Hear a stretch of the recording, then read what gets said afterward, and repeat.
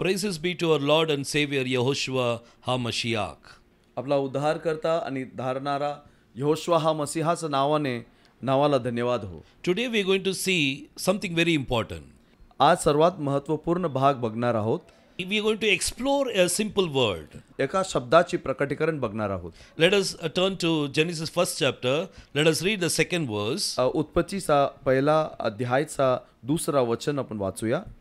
And the earth was without form and void, and darkness was upon the face of the deep, and the Spirit of God moved upon the face of the waters. Here Bible says, वचनात बघतो, the Spirit of God moved upon the face of the waters. देवाची आत्मा पाण्यावर चालत होती. So let us see the word waters. पाणी हे शब्दाला आपण बघूया. This is very important word. हे महत्त्वपूर्ण शब्द आहे. Every Hebrew word is just like a shell. प्रत्येक हिब्रू शब्द एक शिंपल्यासारखा आहे. When you open the shell, जेव्हा ते शिंपलीला आपण उघडतो, you will see pearl inside. त्याच्यामध्ये मोती असतं. Same way Hebrew word is a shell. त्यासारखाच हिब्रू शब्द एक शिंपली सारखा आहे. When you open the Hebrew word, ते हिब्रू शब्दाला जेव्हा आपण उघडतो, you will see goodly pearls. तिथे एक चांगला मोती दिसतो. So that's what we are going to see today. तेच आम्ही बघणार आहोत. So when we are going to see the word waters. जेव्हा आपण हे पाणी हे शब्द बघतो, the Hebrew word for waters is Hebrew मध्ये पाणी शब्दाला we say maim.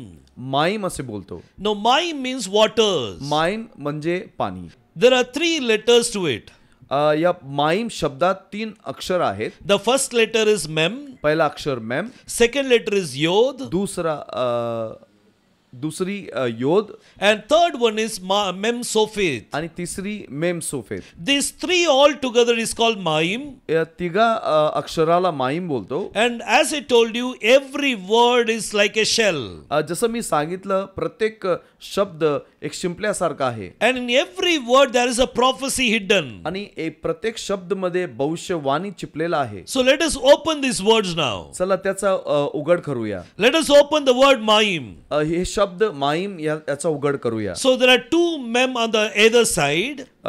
दोघे बाजूला मेम असा आहे. And in the middle there is yod. आणि मध्यमध्ये योद आहे. So what does this say? याचा अर्थ काय आहे? Mem means water. मेम म्हणजे पाणी.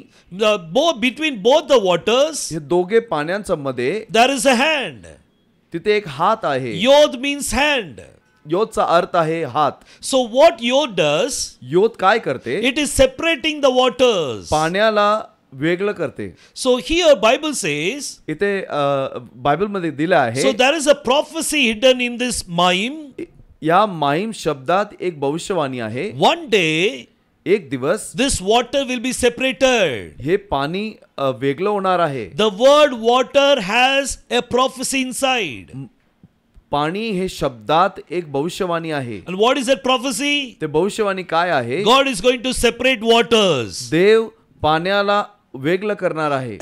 And that he did 5 times. 5 वेळा त्यांनी केलं आहे. First time, पहिल्यांदा in the first chapter itself, पहिला अध्यायामध्ये he divided the water from the waters.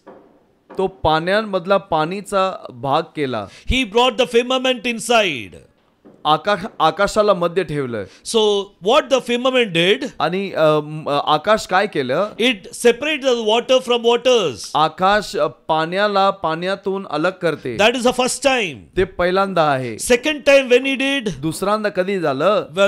During the time of Moses. मूसाच्या वेळी. When he stretched out his arms. तेव्हा जेव्हा त्यांनी आपल्या हाताला समुद्रासमोर दाखवलं, the Red Sea got separated. ते लाल समुद्र 2 भाग झाले. And the third time he did in the days of Joshua.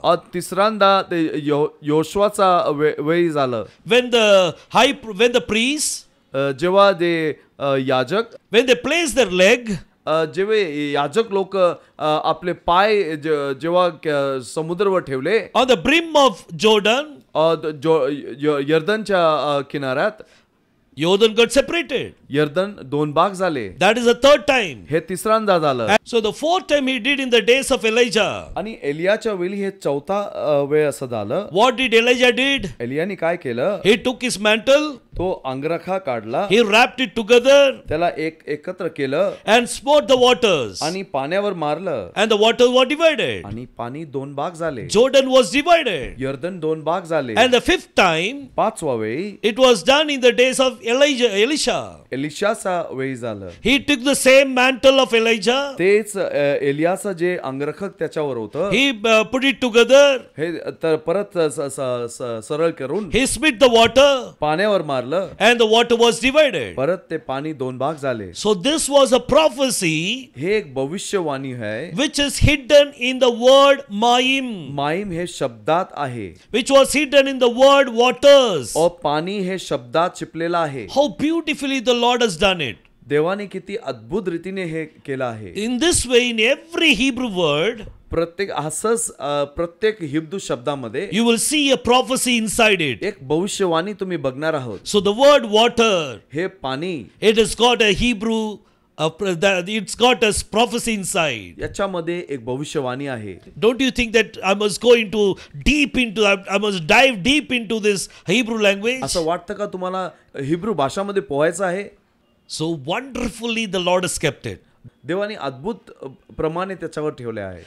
Every Hebrew word, प्रत्येक हिब्रू शब्द it carries a prophecy inside. एक भविष्यवाणी त्याच्यामध्ये आहे. By the grace of God, देवाची कृपाने, by the grace of Elohim, परमेश्वराची कृपाने I can show you those prophecies. मी ते भविष्यवाणी तुम्हाला दाखवू शकतो. Stick up with us. आमच्या बरोबर जोडून राहा. You will learn many new things out of it. आणि तुम्ही भरपूर नवीन काही शिकणार आहात. God bless you all. देव तुम्हाला आशीष दे. Amen.